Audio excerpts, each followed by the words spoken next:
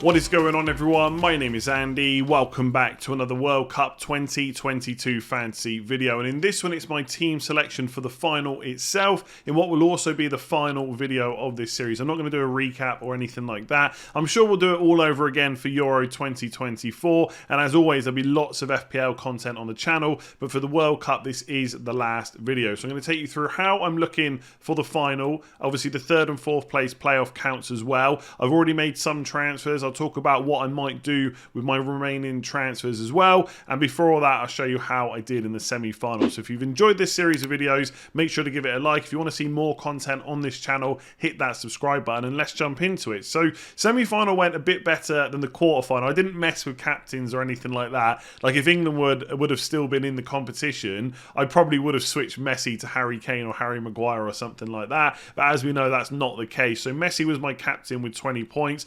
Overall points now 340, and my overall rank did go down a little bit, but I took quite a few hits for the semi-final. So as I showed you on the video last time, I think I made 6 transfers, 5 of them were free, so one of the transfers cost -3, but then because Perisic and Modric didn't do anything and I still had Bellingham and Saka on the bench who obviously didn't have a fixture, I used hits before the Morocco-France game to also bring in Boufal and Ziyech, who both got between them 1 point, and it cost me 6 points to get them in. So it hasn't gone very well. I mean, an overall rank of 46k is perfectly fine, but it's nothing spectacular, and obviously it's not going to increase massively in the final because we're down to just 4 teams left, so a lot of people are going to have similar teams, but I wanted to just go for it. Like, the overall rank doesn't get saved or anything like that. I've spoken about that before, and I kind of wanted to be on the bandwagon if Morocco ended up beating France, but we all know they didn't. The French players themselves did really well. Lots of clean sheets for to go around, at least for all the players that I had. There was a clean sheet for Argentina, a clean sheet for France as well. Obviously Hernandez got the goal too. So defensively and from the goalkeeper point of view, things went really well. Midfielders really bad. Rodrigo de Paul's just been awful. I know that he was really cheap and he's not necessarily an attacking player or anything like that, but he could have at least got me something throughout the tournament, and I might not even own him for the final, which I'll come on to in a minute. So he got a 2-pointer. Obviously I've just spoken about Boufal and Ziyech. Mbappe got points. Messi's been really consistent, and it was just a 1-pointer for Giroud this time, but who knows when they face Argentina. He's already got 4 goals in the competition. So there was only 2 players in the end that had no fixture, Shaw and Alisson. I've actually already got rid of them as we go into the third, fourth place playoff and the final itself. So let's talk about that. So for the final, we get 6 transfers to spend, and I've already used 2 of them. Now, there's a couple of reasons why I've moved early. One, I don't know if I'm actually going to be able to watch the third, fourth place playoff, so therefore I may miss the lineup. But also, I don't think there's going to be a huge amount of rotation. Like, I've seen some discussions that it could almost be a bit of a free-for-all in terms of who starts, but I think it's a pretty big game for both these nations. Like, if Croatia win, then they would have finished 2nd in 2018 and 3rd in 2022. That is pretty impressive. And then for Morocco, the first African team to get to a semi-final, it would be huge if they could finish 3rd. I know there's no trophy up for grabs or anything like that, so it might be a slightly different game, but I think the players that we've come to expect to start for their nations, I think they will in this game. So if I've got it wrong, so be it. I will try and check the lineups, but I think I'll be okay. So I did Alisson and Luke Shaw out because they were the final 2 players in my squad without a fixture. And originally I was going to go for both a goalkeeper and defender, both from Croatia or both from Morocco, but I decided to hedge my bets a little bit. So I went for Livkovic in goal for Croatia, and I've gone for Hakimi for Morocco in defence. And he's probably going to be my captain as a bit of a final fun pick for this game. And if it doesn't work out, then I can switch it to an Argentina or a French player instead. So it's really not the end of the world. I'm hoping he might be a little bit more attacking, get some attacking returns in this game. And the defence has been pretty good. I know they've had some injuries, like Saiss, for example, tried to play in the semi-final. That didn't necessarily work out too well. So there could be some players that come in that you wouldn't necessarily usually expect to start or wouldn't be in their first choice 11. But I'm still expecting them to do okay. And like I said, if it doesn't work out, I'll just switch to someone else instead. And then I've left Otamendi and Hernandez in the team. Obviously, Hernandez fairly attacking. On the bench for my defenders, I've got Koundé and Varane. So at the end of the day, if Hakimi doesn't do well, or one of my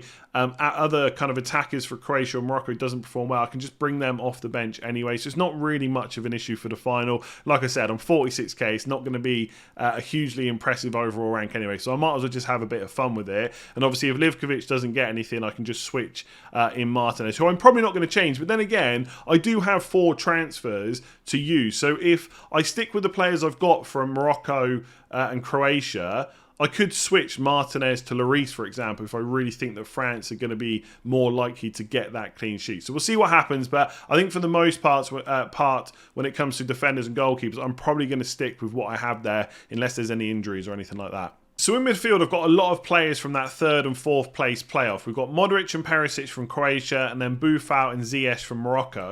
And if we assume that all 4 of those players start, I can't see any reason to use a transfer on any of them, especially when I've got Rodrigo de Paul on the bench with 4 million in the bank. So if I want to transfer him out, I can get any midfielder that costs 9 million or less. And I think when it comes to Croatia and Morocco, I've probably got 4 of the best options anyway. Then you move on to France. The only real players I'd want there are Mbappe, Giroud and Griezmann. They're all listed as forwards. Like if Koeman was going to start, for example, he's listed as a midfielder, but he probably won't. They may put Rabiot back in if he's fit and available, but I don't really want him instead. So there's no one from France. So then you're looking at Argentina. And Rodrigo de Paul is a worse fantasy option than any of the other 4 midfielders I've got. So even if I did transfer him out, it would only be for another Argentina player, and there probably isn't 2 of those midfielders that I would want. So I don't think I'm going to use a transfer on any of Modric, Boufal, Ziyech or Perisic. My transfer will be Rodrigo de Paul to Di Maria if he starts. I don't think he will. And if not, it'll probably just be Rodrigo de Paul to Alexis McAllister, and that will be it. It's not that exciting, but I'm not really seeing any other route that I can go for. I don't know if there's a 3rd Croatian midfielder or a 3rd Moroccan midfielder that I would necessarily want. So if you think there should be someone else I should look at, let me know in the comments below. But I think realistically for midfield, Rodrigo de Paul to a different Argentina midfielder is probably what I'll end up doing. And then the forward line is pretty standard stuff. So I've got Mbappe and Giroud from France and then Messi from Argentina. And there's not really a reason to use a transfer on any of those 3 players. There's no Croatian or Moroccan forward that I would want instead. The only player I could see myself possibly bringing in is Alvarez for Argentina instead of Giroud. That is it. But I think going into the final, France are probably the slightly stronger team. I think it's quite close, but I would put France as favourites. So keeping that French double up is probably the way to go. So there's 6 transfers to use for the final. I've already made 2, Livkovic and Hakimi in. I will almost certainly do Rodrigo de Paul to a different midfielder, probably someone from Argentina as well, either McAllister or Di Maria if he happens to start. I'll keep an eye on Koeman, Endo Fernandez and players like that, but I think that's the moves I'm likely to make. And then maybe Giroud to Alvarez, but if all of my players start, I may just burn 2 or 3 transfers. I don't want to make moves for the sake of it, and that is the team. So hopefully you've enjoyed this series for World Cup 2022 Fantasy. Obviously most of the content now will be for FPL. I'm sure we'll do some stuff for Euro 2024. I'm quite looking forward to the final. I think it's a big game for many reasons. I mean, the World Cup is always a big game in the final, but if France win, that's 2 in a row. They won in 2018 and they win again in 2022. For what it's worth, that cannot be allowed to happen. Messi and Argentina have to go and win. I mean, France have already had fun 4 years ago. They've got a great team. They could go on and win even more. It's not fair for them to have 2 in a row. So I don't really want them to win it, if I'm honest. But if they do, and Mbappe has 2 World Cups by what, like 23, 24, that is ridiculous, right? So you can't take anything away from them if they do win it. I just probably sitting here hoping that they don't. And obviously for Argentina, I think that Messi is probably the greatest of all time, at least in his generation. I think it's difficult to compare players across different generations for many reasons, which we won't go into now, like Pele, Maradona, etc. But if he gets this World Cup, it would almost be undisputed at that point. I think it already is for what it's worth. I don't think it matters whether he wins the World Cup or not in terms of how good of a player he is. But if he gets that World Cup, that is basically everything. So it's a huge game for lots of reasons. Messi, I think, is on 5 goals. Mbappe's on 5. Giroud's on 4. Alvarez is on 4, and let's be honest, they all just want the trophy. The golden boot doesn't matter, but from a fantasy perspective, it's going to be interesting. So hopefully you enjoy it. Hopefully you enjoyed the content on the channel as well. Give it a like if you have. Subscribe if you're new around here and you haven't done so already and you want to see lots of FPL content. Otherwise, I'll leave it there and hopefully I get a decent score.